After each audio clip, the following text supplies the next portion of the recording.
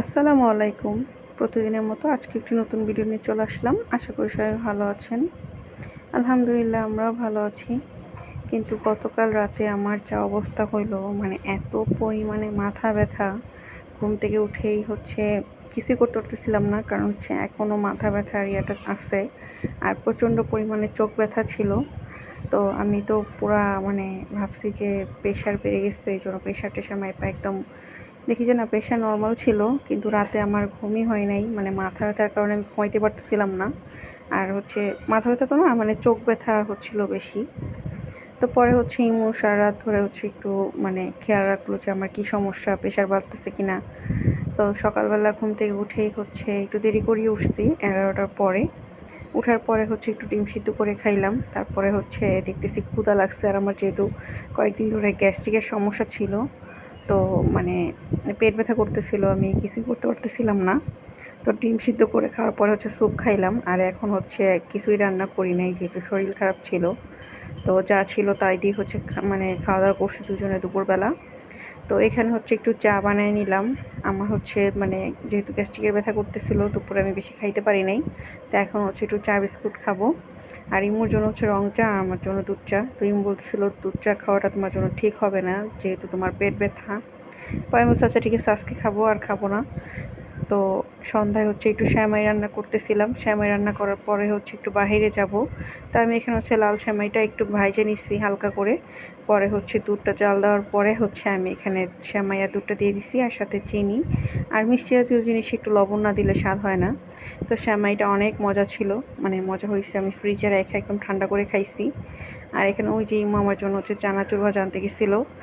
এটা বিএনসিসি, এখানে কত আসছে এর আগে। আর আনাস কিন্তু নানু বাসায়, ওরে নানু বাসায় রেখে এসে আমরা এখানে একটু হাঁটতে আসছিলাম। আর আনাস যেহেতু অনেকদিন ও নানু বাসায় যায় না, তাই ওইখানে ওরে রাখছি। ওইখানে একটু খেলাধুলা করুক, আর ওর মনটাও ভালো হবে। আর এখানে আমি যেহেতু অসুস্থ, তাই আমার বলতেছে চলো তোমার একটু বাইরে থেকে ঘুরাই নিয়ে আসি। তো এখানে আমি আর ইমু একটু চাল ভাজা খাওয়ার পরে 7 নাম্বার আসছি ফুচকা খাইতে। ইমু আমার বলতেছে তোমার না গ্যাস্ট্রিকের ব্যথা, ফুচকা খাবা কেন? পরে আমি বলছি আচ্ছা আমি ঝালই খাবো না, একদম ঝাল ছাড়া একটা ফুচকা খাবো। পরে এখানে ফুচকা টুচকা খাইয়া পরে বাসায় চলে আসছি। তো দুপুরে যা ছিল সেগুলো তো খাওয়াই শেষ, কারণ এগুলো আগের দিনের খাবার ছিল। তো এখানে আমি দুধ চাল দিয়ে নিতেছিলাম, আর ডাল ছিল, আর ডিম ভেজে নিব। তো আজকে রাতে এগুলো দিয়ে ডিনার করছি। এই যে পরের দিন সকালবেলা উঠছি, কিন্তু পরের দিন সকালবেলাও আসলে শরীরটা খারাপ ছিল। তারপরও তো ঘরের কাজগুলো করতেই হয়। তো আমি বাসা গুছাই নিচ্ছি, কিন্তু আনাসের খেলনাগুলো তো আর গুছানো যায় না। একটু গুছাই, আবার সে একটু পরে ফেলে দেয়। আর আমার ছেলেটার প্রচণ্ড গরম লাগতেছিল।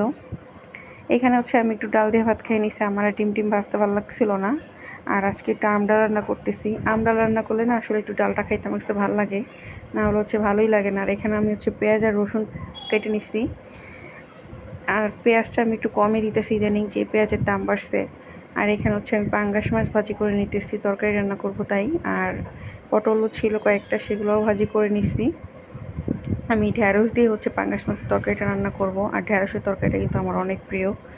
যাই হোক, পটল ভাজি করার শেষে আমি ঢেঁড়সের তরকারিটা বসাই দিব। তো এখানে আমি জিরা আর পেঁয়াজ বেটে সবসময় যেরকম তরকারি রান্না করি ওরকমভাবেই ঢেঁড়সটা এখন কষায় নিয়ে পরে পানি দিয়ে দিব, ঝোলের পানি দিয়ে দিব।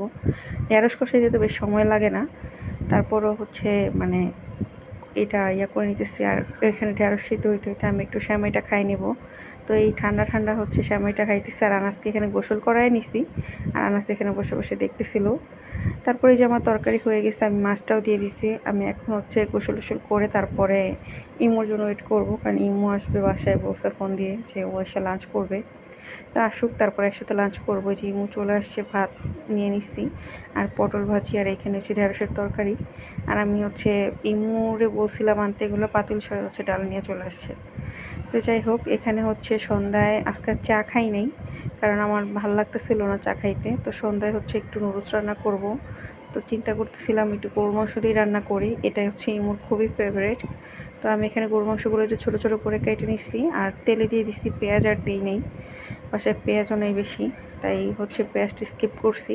আর এখানে আলু, টমেটো, তারপরে বাকি আর কিছু গাজর দিই নেই, কাঁচামরিচ দিয়ে হচ্ছে আমি মানে বাকিটা হচ্ছে রান্না করে নিচ্ছি। একটু আলু না দিলে আসলে ভালো লাগে না, মানে আমার ছোটোবেলা থেকে আসলে এইভাবে খাওয়া অভ্যস্ত, তো এই জন্য হচ্ছে একটু আলু দিলে ভালো লাগে।